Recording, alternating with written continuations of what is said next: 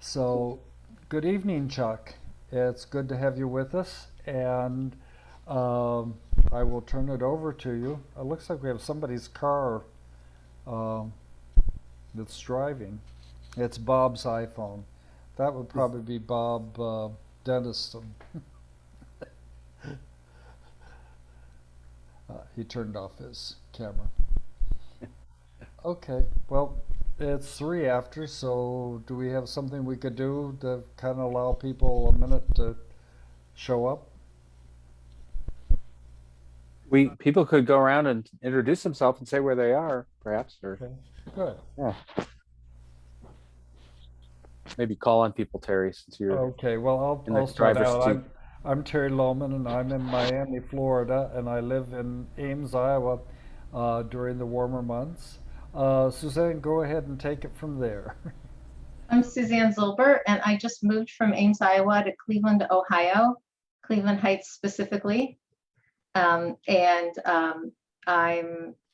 grateful that UUJEC continues to go strong and glad that I'm unpacked enough now that I can indulge in just learning tonight.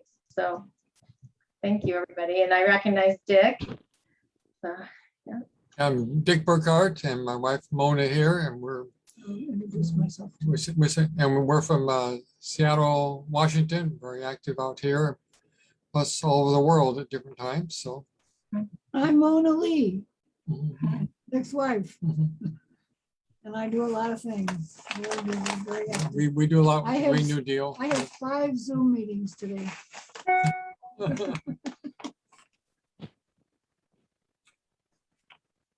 Who's And next? I'm Kathy Larimer. I'm in New Orleans, and I have become convinced that a lot of this economic inequality is the source of many of the problems in this country, Right. and the solution as well. Not the inequality, but equality would be the solution, and not having such wealth. Mhm. Tax the rich. Sally, would you like to tell us about where you're from? The solution as well. I don't know if you heard me, Sally. So Bob Denniston and Lacona Grove from Arlington, Virginia, UU Church of Arlington. Mona's driving. Bob. Magona's driving. I figured that was you.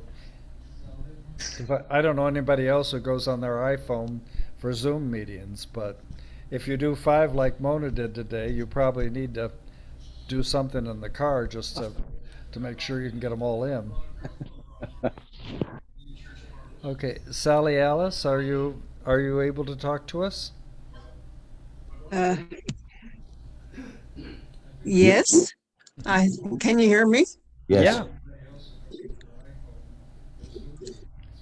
So, where are you from? Albuquerque, New Mexico. Oh, one of our board members is there, Judy Deutsch, Reverend Judy Deutsch. She goes to the small fellowship, not the big first. Yes, she goes to the west side, Mm-hmm. Rio Rancho. Yes, I know her well. We're both members of Raging Grannies. Okay. Good for you. Good to have you with us. Thank you.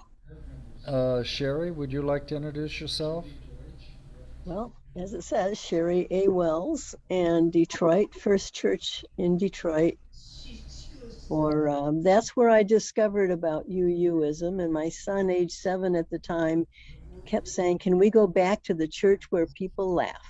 Oh, But I like First Church because it has quite a diversity in many, many different ways, and economic is one of them.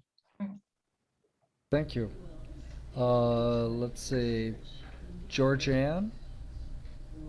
Good evening. I Good have evening. thoroughly enjoyed several of your programs recently. I don't remember how I got on some kind of an email list, but thank you very much for everything that you do, Terry. I live in New Jersey, in a little town called Ewing. And if you know anything about the East Coast revolutionary history, I live exactly 5 miles downriver from where Washington crossed the Delaware. So you know that, you know. And now we have you located. Dennis, would you like to tell us where you're from? Yes, I'm with the Unitarian Church of Evanston. Okay, good. And you've done a lot with us as a congregation. We've had Yes. two meetings there over the last 10 years. Barbara, would you like to say hello? Yeah, I'm Barbara Moore, and I'm a member of the Unitarian Universalist Fellowship in Grants Pass, Oregon. I'm looking forward to the presentation. Thank you. Glad to have you with us. George? My connection's a little unstable, but I'm from Petaluma, California. I heard Chuck speak at a General Assembly a couple of years ago, and it was just wonderful. And our extractive economy is going to wind up killing all life on the planet unless we get it under control. So delighted to be here tonight. Good. Thank you. Preston? I'm Preston Lutweiler. I'm president of the Thomas Paine UU Fellowship in Collegeville, Pennsylvania, outside of Philadelphia. Okay. Thank you. Let's see. We have Linda, I think, is the only person we haven't introduced. Yeah, I'm Linda Lily. Malik. I'm in Syracuse, New York. I met Chuck when I went to Antioch, studying advocacy and organizing, environmental studies, climate change, and from there, it really settled in that if we do not deal with all of the economic inequality in this country, in the world, we are doomed. And I also followed Chuck and the JP, and I can't remember the full name of it. So I did a lot of workshops there. So Chuck's a great guy, and I'm really glad to be participating in this too. Good. Thanks, Linda. Lily? Hi. Well, my congregation is the Unitarian Universalist congregation in Wyoming Valley, Pennsylvania, and my home is I'm in the Endless Mountains, a little less than an hour south of Binghamton. It's beautiful and it's hunting season. That's a major holiday there, isn't it? Oh yeah. Yeah. But I'm a member of our Social Action Committee, and I've been following this group for many years. Well, good to have you with us, Lily. I got to visit the Wyoming church one time 4 years ago. Well, great to be with you all. I wonder if we could put on the mute just to sort of help with the background noise, but feel free to unmute if you have something to say. And I just wanted to say I grew up in Metro Detroit. My parents were part of starting a UU congregation that actually used to meet at a theater on Schoolcraft, and it eventually moved to Troy. But anyway, so that's where I got my UU childhood and upbringing. But now I live in Vermont. I live in near Brattleboro, Vermont. But I'm a member of UUJEC. I've had lots of connections with Terry and some of you, and it's great to be with you. And I came on maybe a couple months ago, and Terry said, I don't want to, we'd love to do something on the Pandora Papers, and I was like, I'd love to talk about the Pandora Papers. So hopefully that's why you're here, you're interested in that.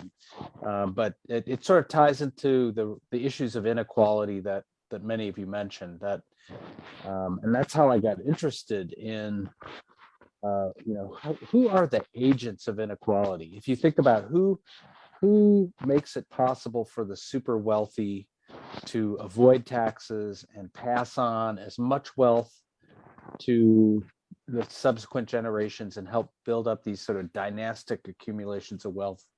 Wealthy individuals, I'm sure they would figure out ways to avoid taxes, but they get help. They have professional help. They have what I call the wealth defense industry, the tax attorneys and planners and wealth managers and accountants and family office staff and the like, who help them sort of move wealth to the shadows and avoid taxes. So if we care about inequality, this is one of the ways in which the system is perpetuated. And I'm, I should say my day job is I work at the Institute for Policy Studies. I direct the program on inequality. If you're not familiar with the website inequality.org, inequality.org, check it out. I send out a little newsletter on Mondays, which is kind of a roundup of the good news and the bad news in terms of these inequality issues. And I have a book that came out in April called The Wealth Hoarders: How Billionaires Pay Millions to Hide Trillions. And that's the relevance is that book came out in April, and I did a program for the International Consortium of Investigative Journalists, which is an international network of people who brought us some of the earlier leaks about the hidden wealth system. So the Panama Papers 5 years ago, the Luanda Papers, so there's a bunch of journalists, and I got on the inside track, which is I learned that a huge data dump had come by way to the consortium, and that they were preparing to do a big release, what became the Pandora Papers, which came out on October 3rd.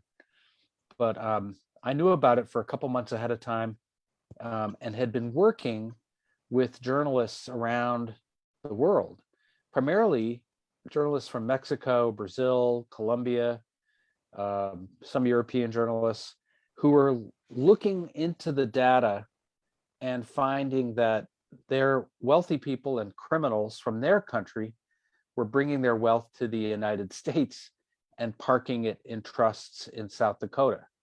And so they were kind of like, how is this possible? And why? And why is the United States becoming a tax haven? So I was sort of a resource to these very courageous journalists. I mean, if you can imagine writing about the wealthy power elite of Brazil and exposing the wealthy power elite of Mexico, that you're risking your life. And so I was honored to work with them. But I thought I'd just say a little bit about, what were the Pandora Papers? What did we learn from them? Why does it matter? Sort of what are the harms that this system of hidden wealth causes? It's more than just inequality. And then obviously, what can we do about it? And I'll maybe talk for 15, 20 minutes just on that, and then open it up and hear whatever questions and reactions you have. But basically the Pandora Papers, and you can go to the ICIJ, the International Consortium of Investigative Journalists.org, and see for yourself some of the reporting. But basically it was a 18-month effort to, what happened is that 14 wealth management firms in different parts of the world all leaked data to the consortium. And so they decided, instead of doing one report based on one leak, that they would take all this data, and it was like almost 12 million documents. And those were emails, they were receipts, they were copies of passports, they were charts where lawyers sit around and draw boxes showing all the different corporations and how they relate to another. Just a huge data trove. And it was really probably the biggest journalistic collaborative in history. There were 600 journalists involved from 114 countries, and they basically kept it entirely secret. They have a really amazing system of sharing information and posting and this data, so that if you're a journalist in Brazil, you can go on to this database and look at this data and look at these records. And just for perspective, 5.5 years ago, the consortium released what was called the Panama Papers, which was a huge leak from one law firm called Mossack Fonseca. And there's actually kind of a funny movie called The Laundromat starring Meryl Streep, which is about the Panama Papers. It's not a great dramatic film, but it's it's interesting to watch it from the perspective of how this system works. So that was just from one law firm, and it had a huge impact. It brought down governments. The president of Iceland, David Cameron, from England, was implicated. So it had the Pandora Papers is a leak from 14 different wealth management companies in Singapore, Cyprus, Switzerland, from 11 different countries, British Virgin Islands, and so it was more information. And the leaks. I think of it as kind of an encouraging thing that there are people working in these firms, working within the wealth defense industry, who are basically saying this system is not helping most people in the world. It's harming people. And so part of what we're going to do is bring light and scrutiny to this system and embarrass people and maybe even lead to legislative changes. So basically over 18 months, these 600 journalists analyzed this data. They looked for various stories. And one of the things that was interesting about it is there were not that many people from the United States who were implicated. And that's not because wealthy people in the US aren't using the tools to hide their wealth. It's because the wealth management firms that leaked the data were not places where people from the US typically took their wealth. But another reason is more and more wealthy people are figuring out that they don't have to go offshore, that they can pretty much do what they need to do here in the US. They don't have to go to Belize to a wealth management firm to open up a bank account in the British Virgin Islands to, kind of add these layers of complexity. And the biggest revelation from a US perspective was that the rest of the world learned that the United States is now a tax haven. People talk about tax havens as they imagine, the Cayman Islands, a Caribbean island. They imagine, Luxembourg. They might imagine Switzerland in the old days. Countries where you could park money anonymously and avoid or minimize your tax. Well, here we are. The United States is one of the revelations is billionaires and criminals and kleptocrats were bringing their money to the United States to park it here. And that was really exposed. So there were lots of examples of that where, the biggest orange juice magnate in Brazil, who's being prosecuted for underpaying his employees, brought his billions to South Dakota to open up a trust in South Dakota. So the Pandora Papers are full of these stories of people bringing their wealth. So, here's the United States. We're kind of usually the ones wagging our fingers and saying, clean up your corruption over there, Guatemala, clean up your corruption. And we're now, a font of the corruption. But the Pandora Papers have rocked the world. Governments, again, are falling in different parts of the world. They just indicted I think the Prime Minister of Chile, who was shown. And basically what these show is that the elites and politically connected wealthy people in the society are taking their money out of their home countries. So there were 3,000 politically connected people and wealthy elites in Mexico who were named in the Pandora Papers. And typically and some of them worked at government and they would get bribes and they would funnel the money to a law firm in Brazil or Panama or the British Virgin Islands. And then they would bank it somewhere else. And then it would come onshore in the United States to purchase real estate or other assets. That was a big common story. So it's really shaken up politics in different parts of the world, and it's still kind of running. And pretty soon, all the data will be posted online so that anybody can go on and look and sort and sort of look at the picture. So hopefully it will continue to kind of keep heat on the political classes around the world and put pressure on them. And there already are examples where governments are pledging to have commissions and study this. I kind of want to just take a second to talk about, why this matters. Why is it that this is so important? We know that the extreme inequality of wealth and power really matters. Think of this as one part of the inequality machinery. It's part of the system that funnels wealth to the top and preserves, democracy distorting amounts of power and wealth in the hands of a few. And the estimate of the amount of money that's hidden, and hidden being it's in a shell company, or it's in a trust, or it's outside the reach of accountability and taxation, ranges from about 24 to 36 trillion dollars, roughly 10 to 12% of the world's wealth. And this is wealth held by what we call ultra high net worth individuals, people with $30 million in wealth or more. That is the group that's hiring these wealth defense industry people. This is the wealth that's vanishing from the ledger. So this isn't, and I should say that the tools that the wealth defense industry uses are,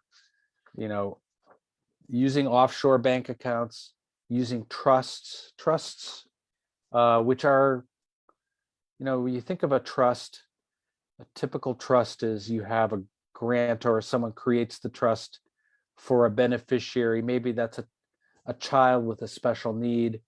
And I'm going to have Suzanne be my trustee, and she's going to act in my interest. And should I outlive my child, she will make sure that my child is, that the money is there for her when she, grows up or whatever. So that's typical trust. That's kind of like the legitimate purpose for trust.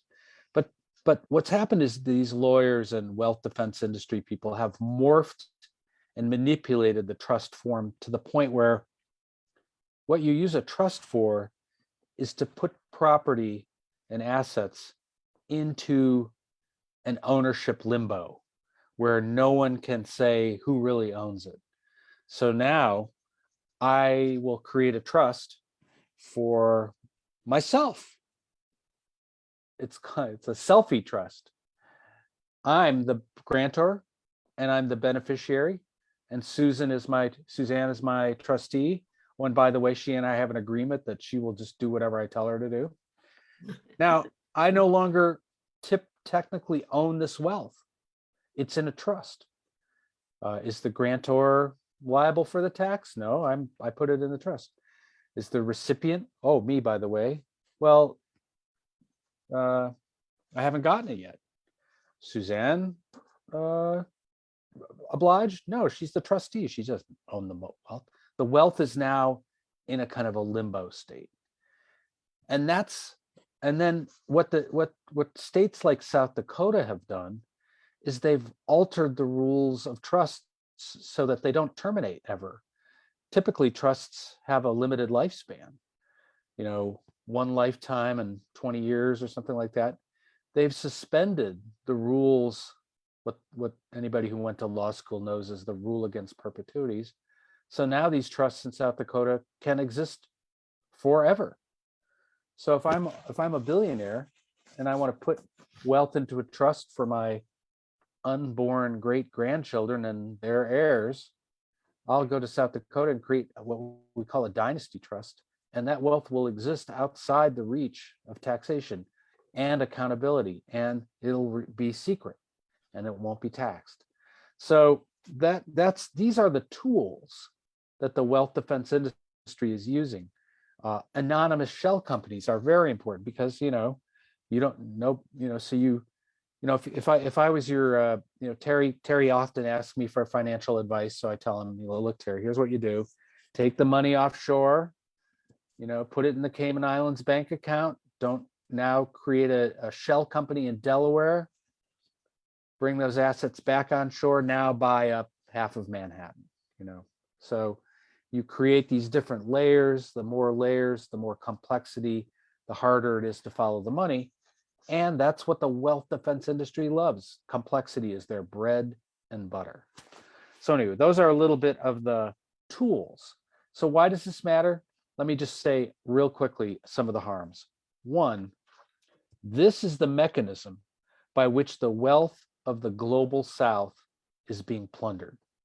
So if you care about Africa, if you care about Latin America, if your heart breaks when you see children not having access to healthcare in different parts of the global South, this is the mechanism by which the wealthy elites and the criminals take money out of their home countries.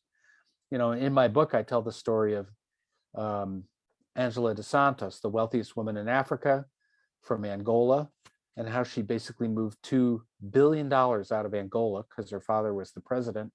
She moved it into various trusts and accounts in Portugal and all over Europe with the help of PricewaterhouseCoopers, Boston Consulting Group, and Credit Suisse, right? Again, she didn't figure it out on her own. She got help from a professional enabler class. So there's now pretty good research showing for every $1 of aid that goes to Africa, $3 of wealth is plundered through this hidden wealth system and moved out of those countries. So if we care about countries having the ability to tax their own citizens and make investments in their own healthcare system and retain the mineral and societal wealth of those societies, we want to shut this system down because it is the plunder avenue.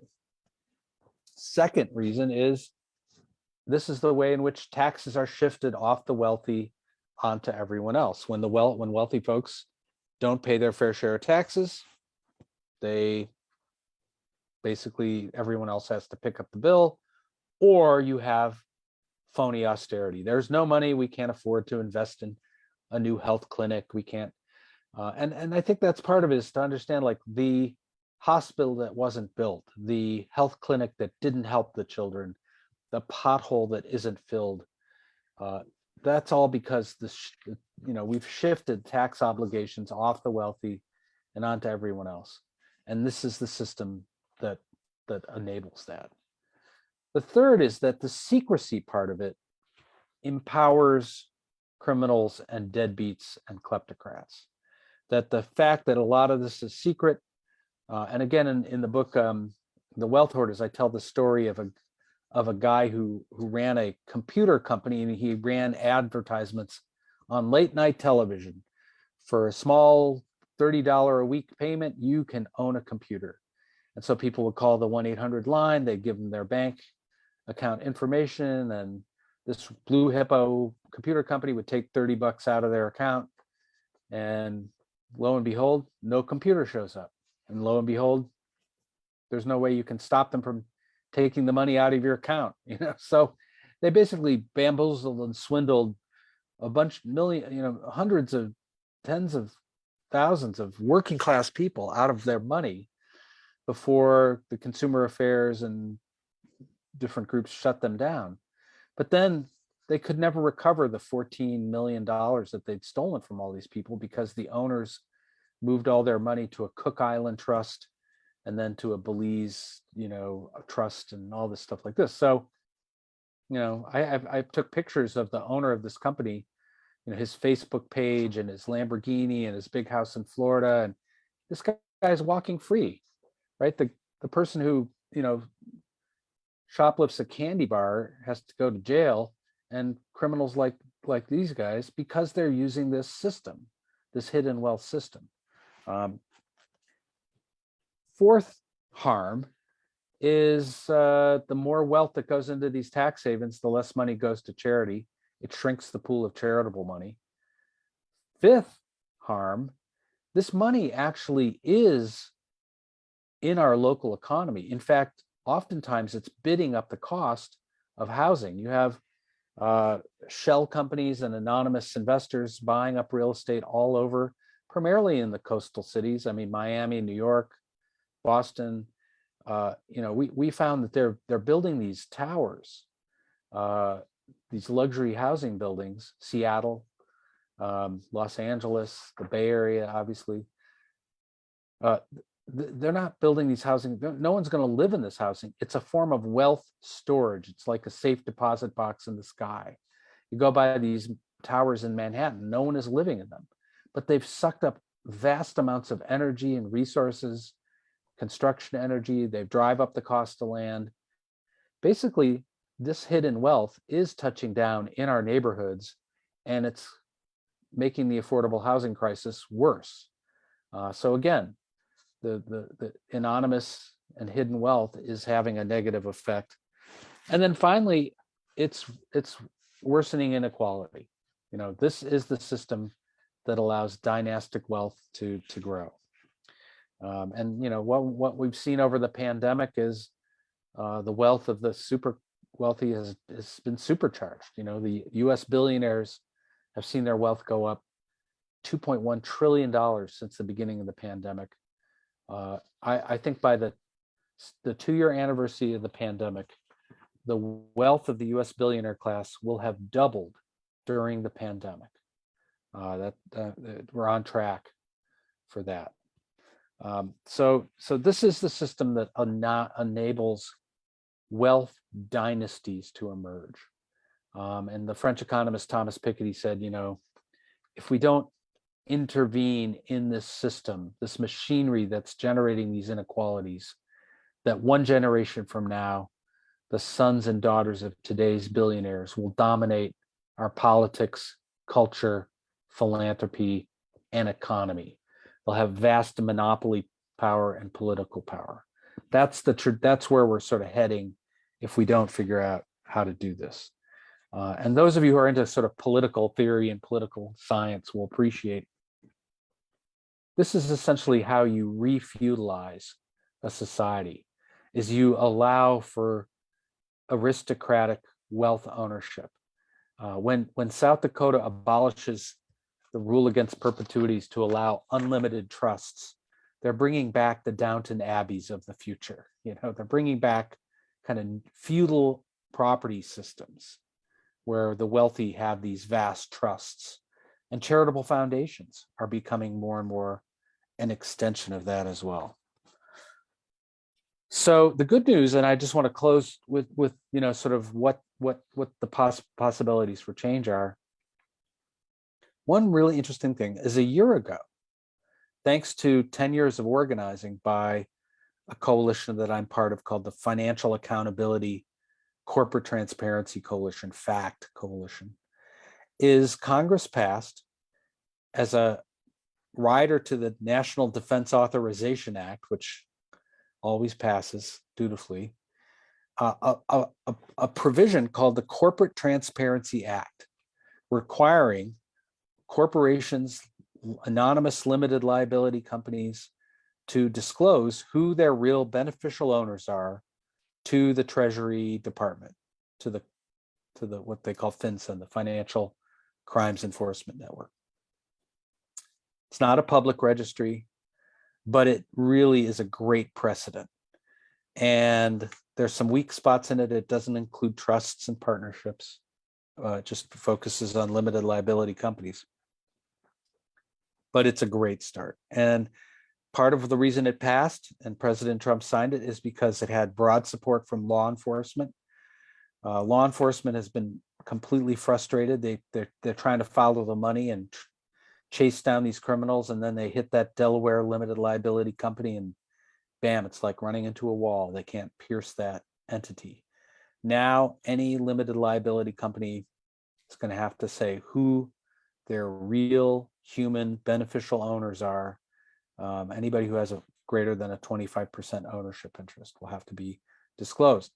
That's for anything that we're going to push for in the future, that is the playbook. That is an example of what's possible.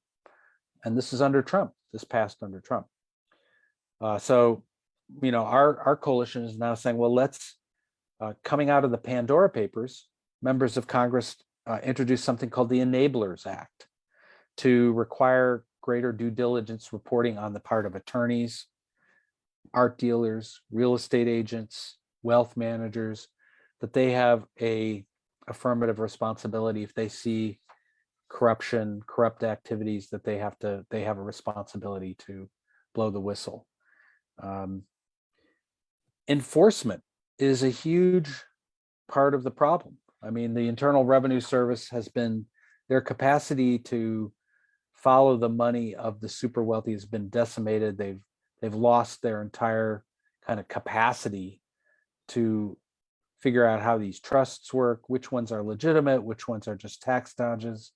So investing in the capacity of the IRS to sort of monitor the shell games that are going on out there is part of, and that is part of the Build Back Better bill that is currently, hopefully will pass in the next week.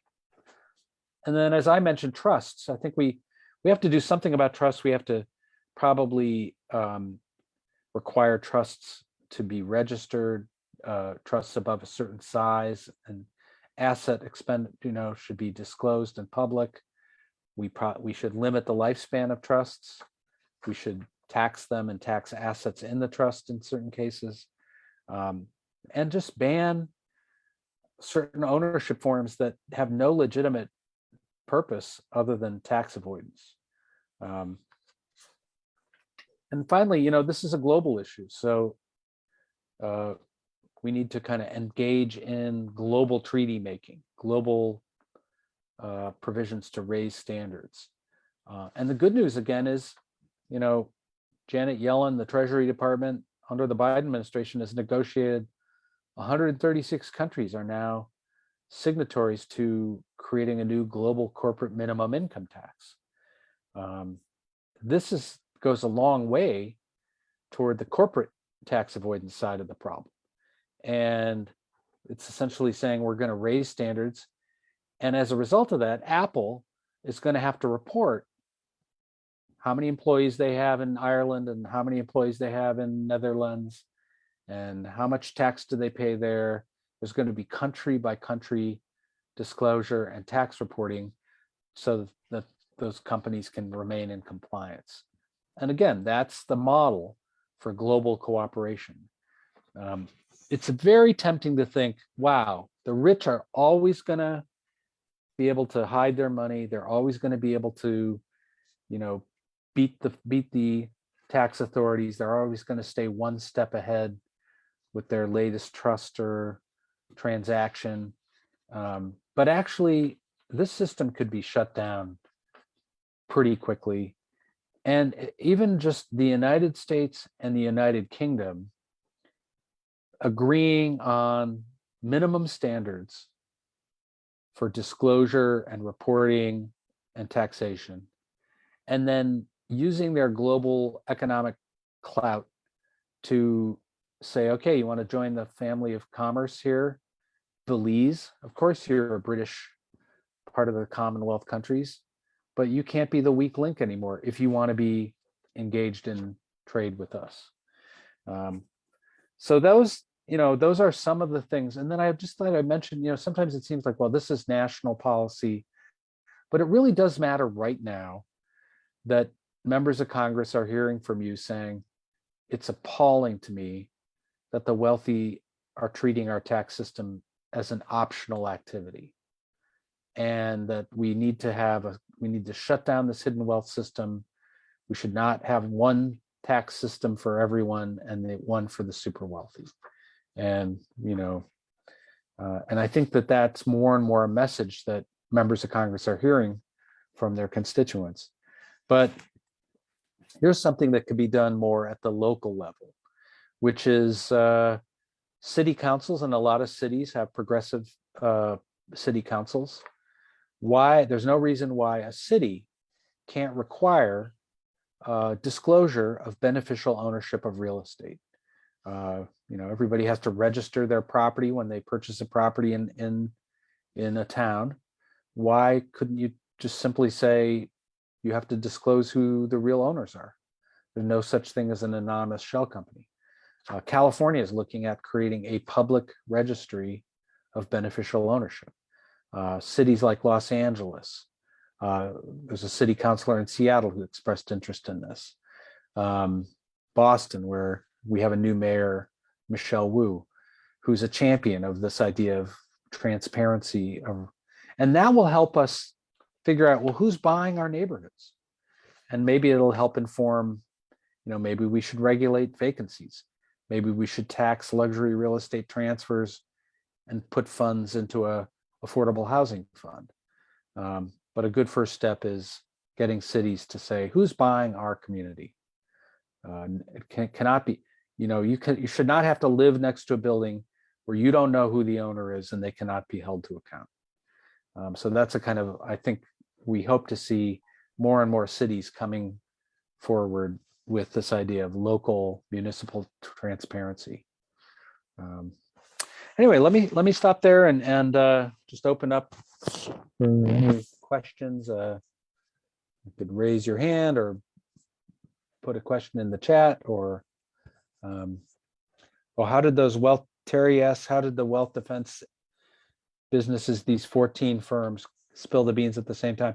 They may not have. The leaks may have all just come from over the course of the last 6 months. They've been fairly tight-lipped about where the leaks came from and the timing of that, and that's good. The Panama Papers, which leaked 5.5 years ago, John Doe was the person obviously inside the law firm that has never been found out.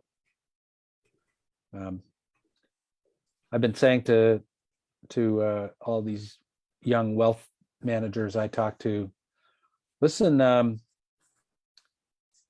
we'd be happy to accept any leaks from U.S. wealth management firms that would help us a lot. We just need a couple South Dakota trust companies to spill the beans and help us, publicize and embarrass people.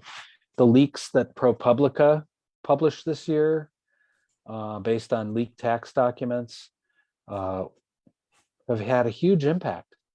I think people are learning how little the wealthy pay in taxes, how big the tax dodgers are. But yeah, any other questions out there? You want to take yourself off mute or put up a hand? Or I'd like to make a comment just in defense of a certain generation of Americans that try to avoid taxes.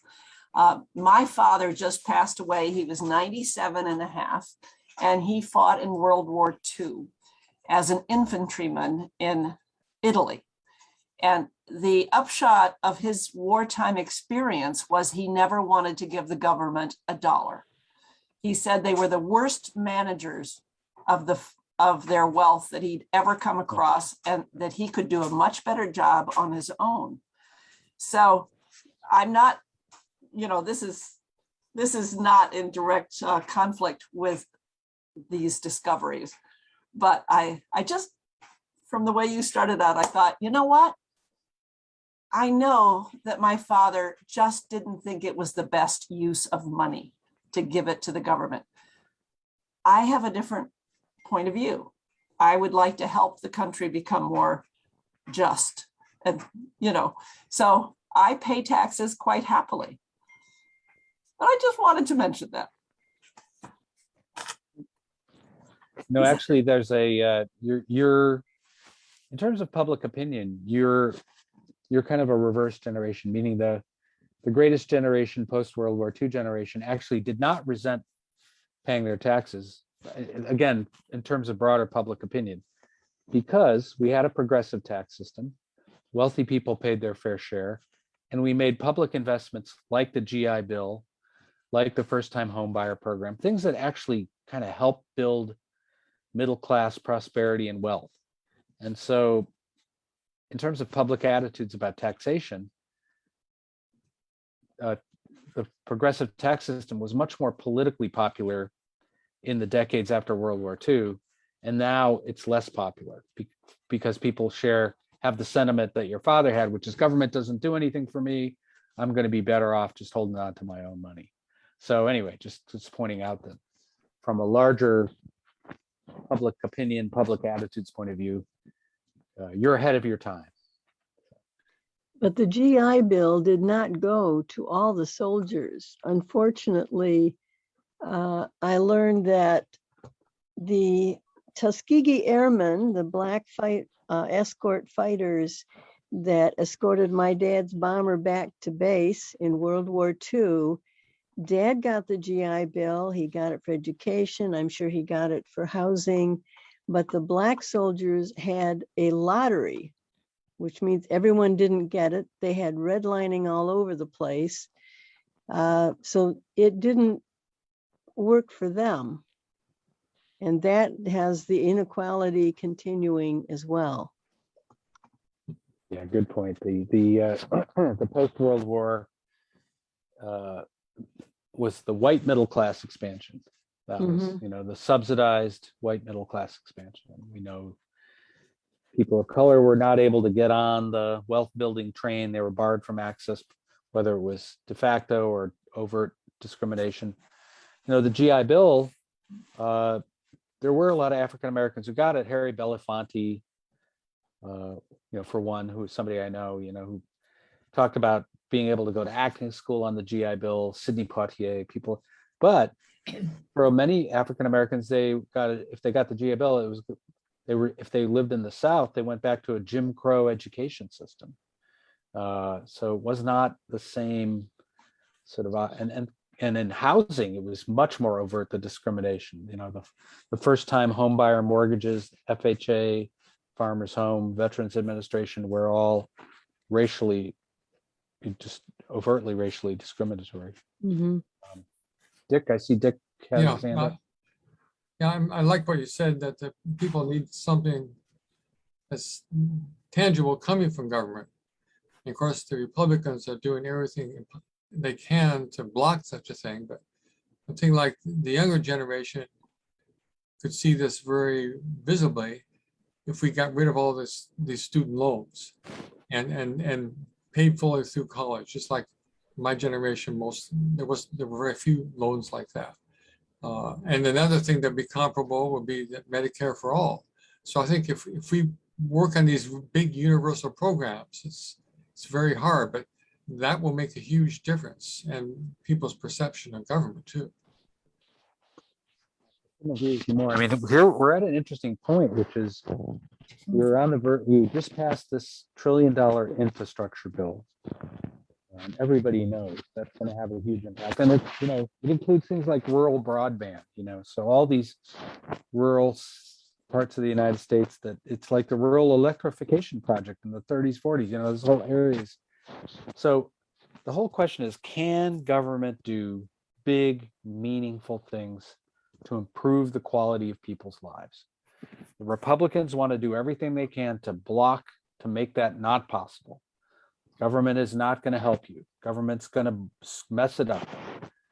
Government, you're better off with your own money, doing your own thing, than government trying to fix it. And if they, Biden started off with a $3.5 trillion Build Back Better bill that would have, reduce child poverty by half. Talk about an impact on families. Lifting people out of poverty, establishing a sort of daycare system comparable to other European countries, public investment in green infrastructure to help move the transition to a post-carbon, fossil fuel economy. I mean, there's like huge major investments, and it's getting whittled away, and it's getting shrunk, and it's getting nickel and dime and pushed down.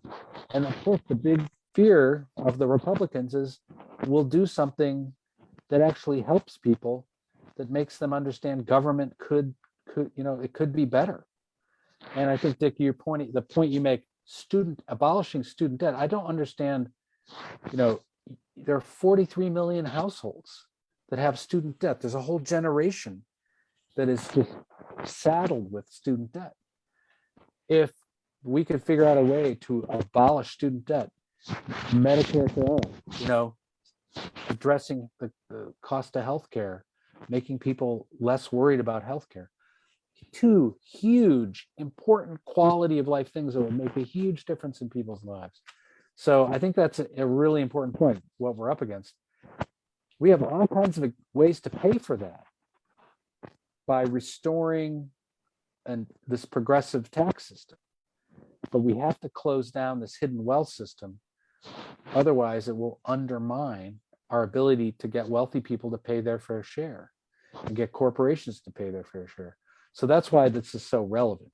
Investing in enforcement, shutting down the hidden wealth system, figuring out a way to tax wealth, not just high incomes, but tax the assets of the billionaires. That's why all that is so important. But ultimately, it's about paying for things that will make a difference, a positive difference in people's lives.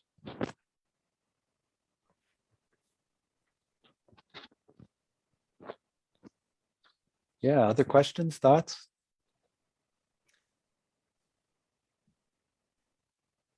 There are a lot in the chat room.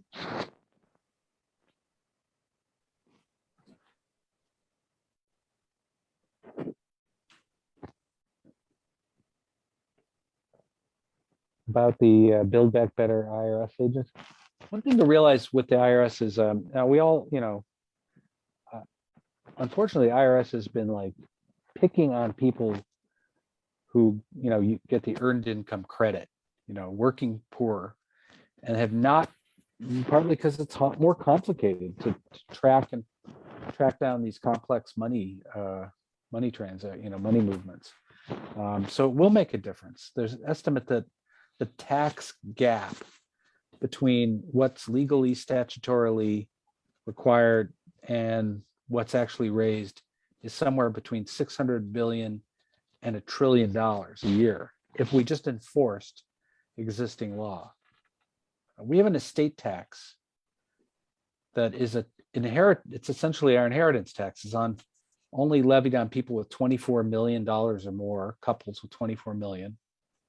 And it raises $20 billion a year, which is nothing.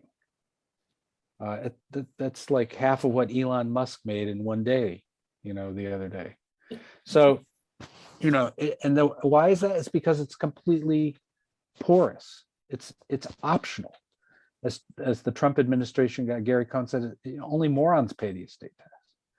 So we got to, crack down on this level of avoidance if we want to have any integrity in the tax system.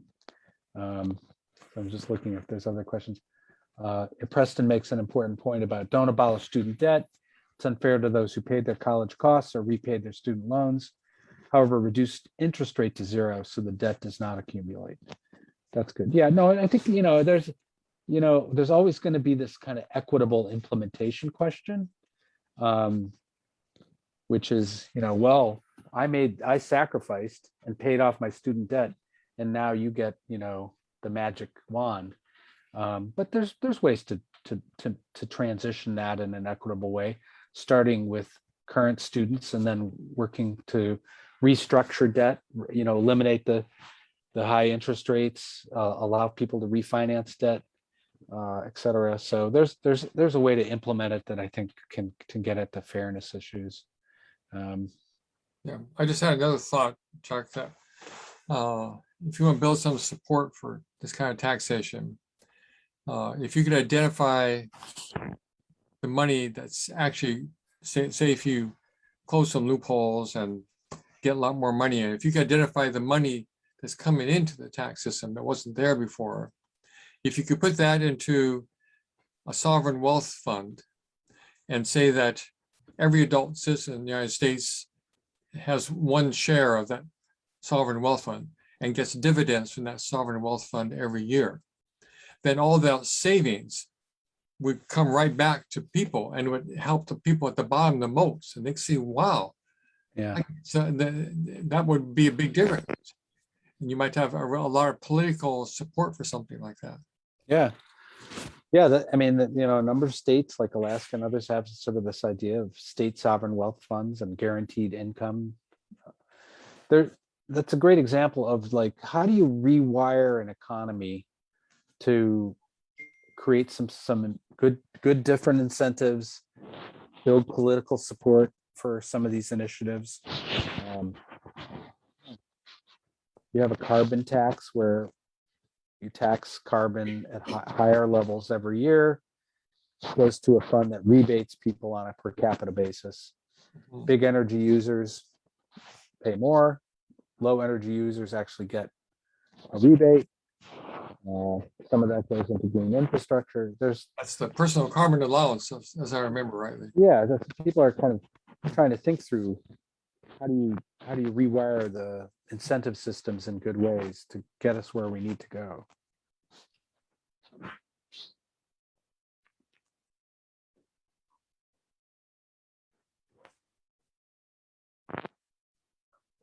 Yeah, any other questions either that weren't addressed or in the chat that you want to? Well, yeah, I just wanted to make a comment. I don't have a bunch of graphs in front of me to back it up, but the common thing was certain elements of sort of middle class, slightly upper middle class people, whom I guess we call them Republicans, talk on and on about how bad government is. We've spoken to this a few minutes ago, how bad government is and how unfair it is to take their money, and how it's really only, and they perceive it as only being the dole for the people, perhaps the least ambitious people in the whole system. And I think that I think I learned in studying economics that you can sort of show that really the better off you are, the more the system of government, like the highways and the security and all that stuff, the more benefits you get, the more you have in there. And so I think that I think there's just an unfair perception that, yes, I believe in a safety net society. I think that's the greatest. But it's really wrong of people who are well off to say that they don't benefit from the system. I mean, and the middle class benefits, for example, public schools is a great example. And I'm a peace advocate, so I always wonder, since we spend most of our money on military, is who benefits economically from our defense system? Or, I mean, I would like to say nobody, but that's a huge amount of money. Oh yeah, the military budget is a huge public works program. I mean, you could sort of say like the student debt.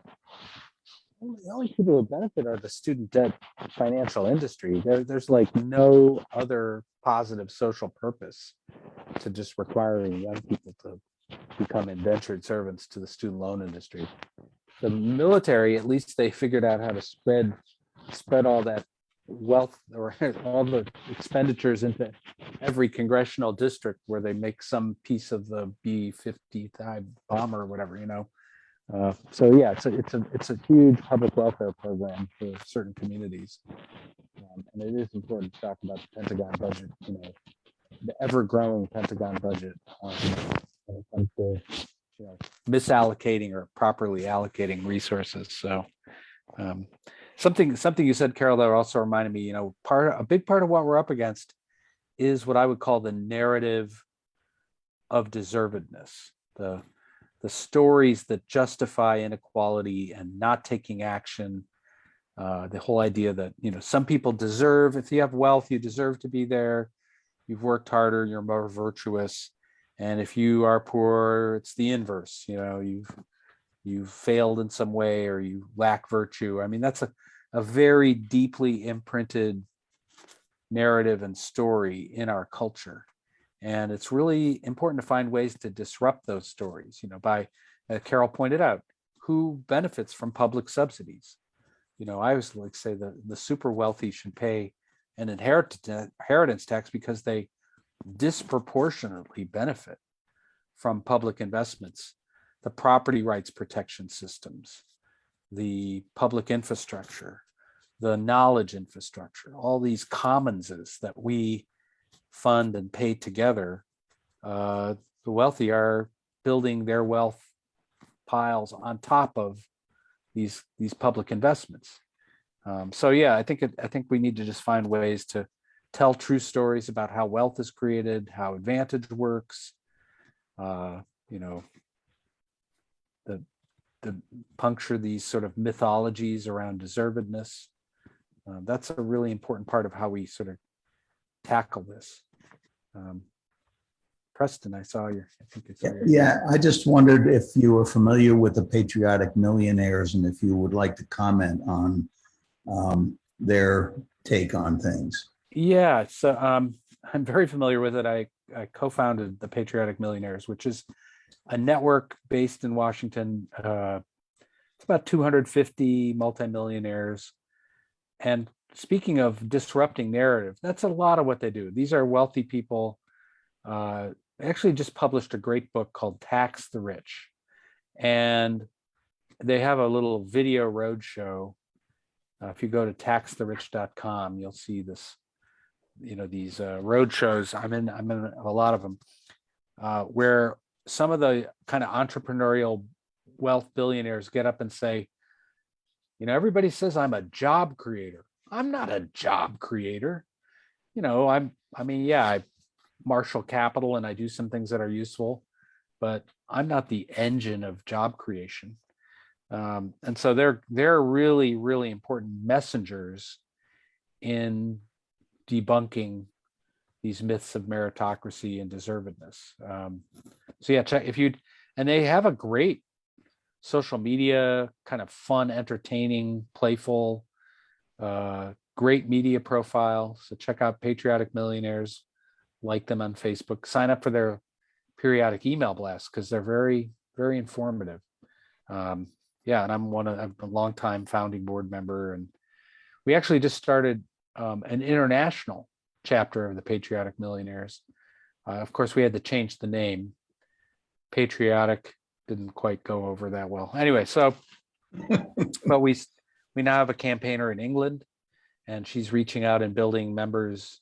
And we're going to do a big thing at Davos, which is the big World Economic Forum meeting in January, where we're going to try to get a couple thousand global millionaires to say, pass a wealth tax, save humanity, pass a wealth tax.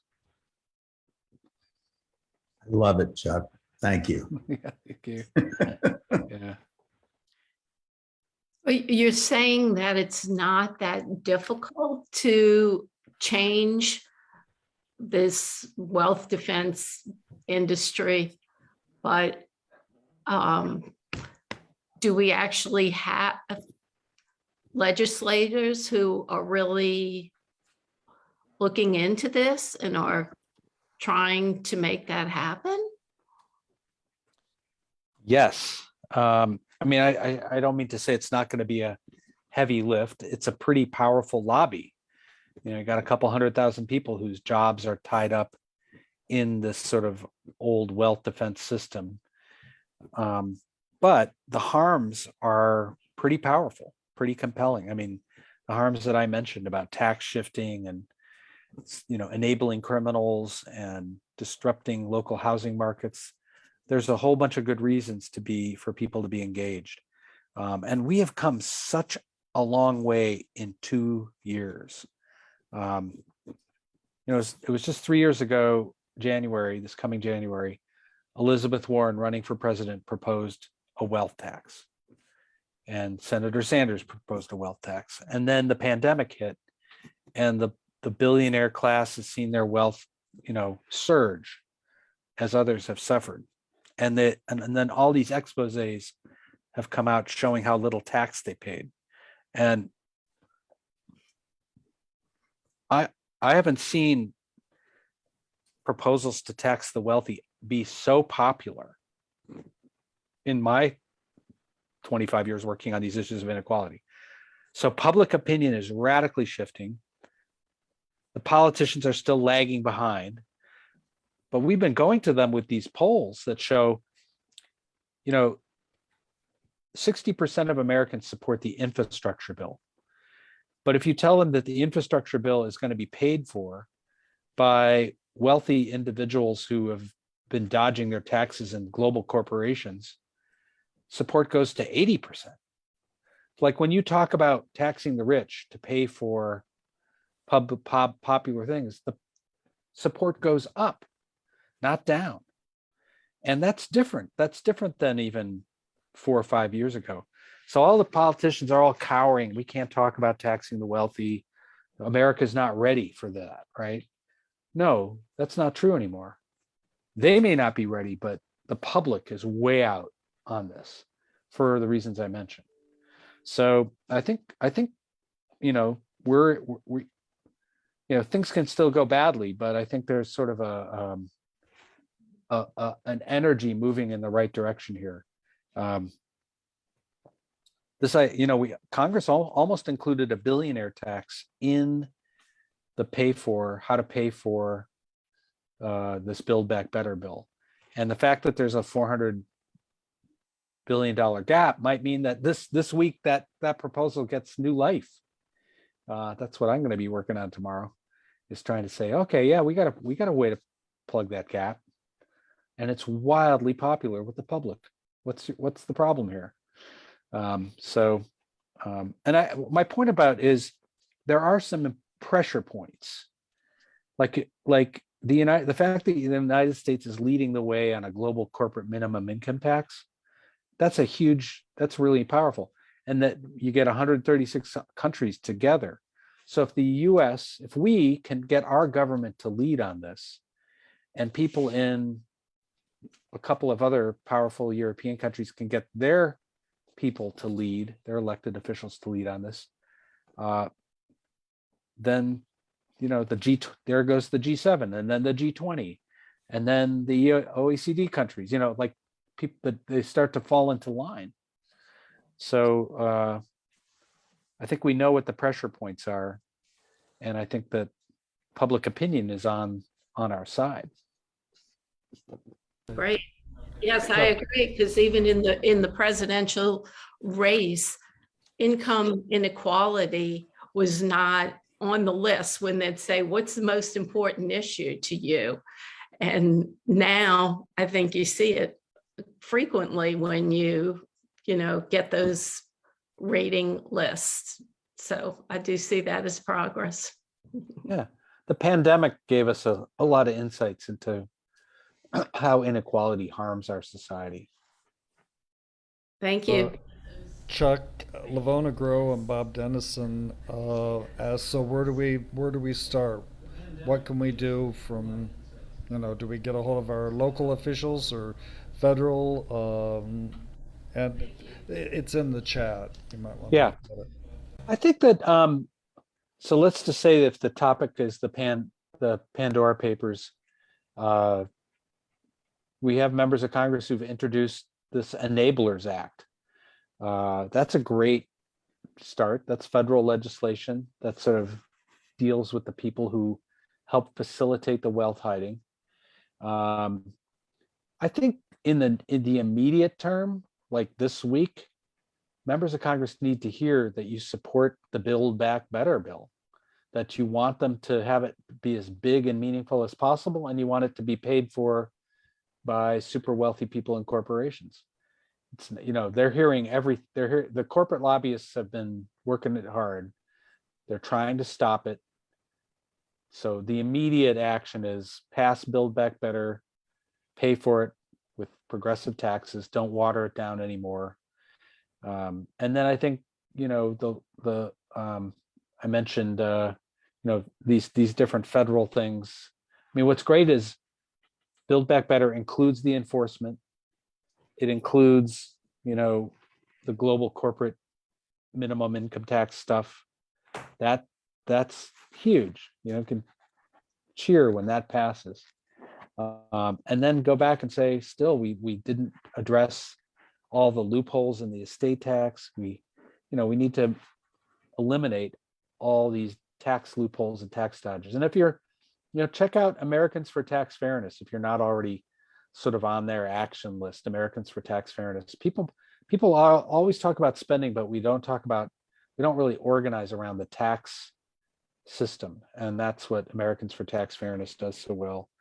And then I mentioned, in local communities, talk to local city councils about passing, legislation to require disclosure of owners. That's a great local issue. We can get city councils around the country passing, cities should know who's buying. Our community should buy, we should know right to buy, right to know who's buying our neighborhood, who's buying Seattle, who's buying, rural metro DC, who's buying DC. So that's a good local handle if people are interested.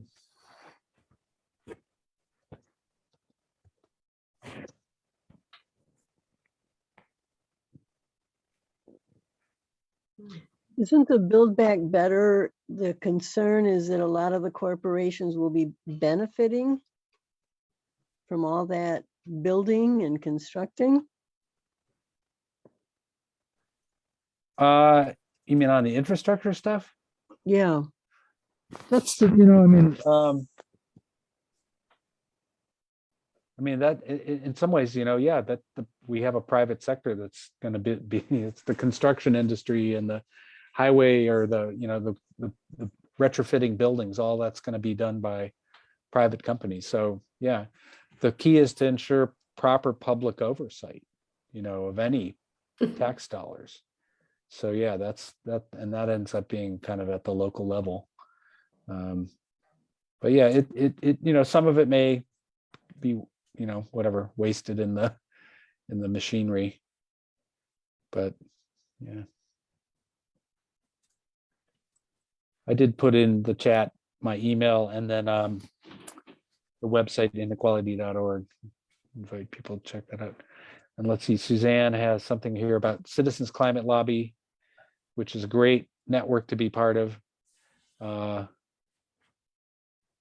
Whether to include carbon pricing so that's another good action item for this week is, making sure that the Senate version of the Build Back Better bill doesn't sort of sell out some of the climate provisions.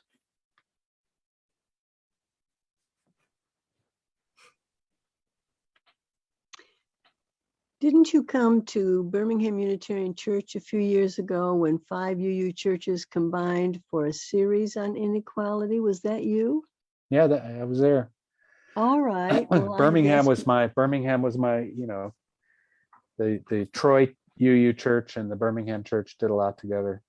The presentation was memorable. I referred to it, the fact that you mentioned one wealthy man who said, I went to public schools. I had encouraging public school teachers. I went to public university. I owe. Mm-hmm. Yeah. And I quoted that many times. Thank you. Well, and that's, Preston was asking about the patriotic millionaires. That's what the patriotic millionaires do so well, is they say, look, we benefited from these public investments. We have an obligation to pay back society that made it possible for us to have the opportunities we had. So that's a really important message, that good societies, tax recycle opportunity. That's what Bill Gates Sr. used to say. The estate tax is an economic opportunity recycling program. If you should be so fortunate to have $30 million at the end of your life, you should pay taxes back so that non-wealthy people can have the same opportunities you had. Really, let's recycle economic opportunity. That's what a good society does, instead of pull up the ladder on the next generation or saddle them with debt, Yeah, So, and Warren Buffett saying, I pay less taxes than my secretary. Yeah. Pointing things out like that. I wrote a book a couple years ago called Born on Third Base, which is about privilege and about advantage, and about my own story, you know, growing up, the great grandson of Oscar Mayer, the meat packer. And you know, people still call me up out of nowhere and say, I just inherited this money. What do I do? And, you know, how do I think about this? And Suzanne and I have been part of a group called Class Action, doing stuff, classes.org, and sort of educating people about the nature of class. So that, you know, that's definitely a part of the work. Yeah. Well, should we close, Terry? Are we?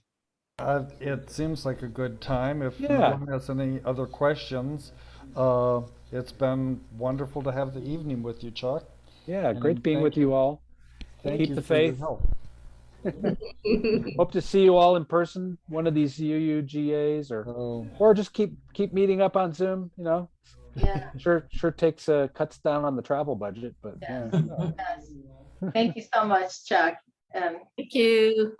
You always present in a way that offers hope and a path forward. And I have a list of homework items now. So. Well, blessings to all of you. Take care. Thank you. Yeah. Good night. Night.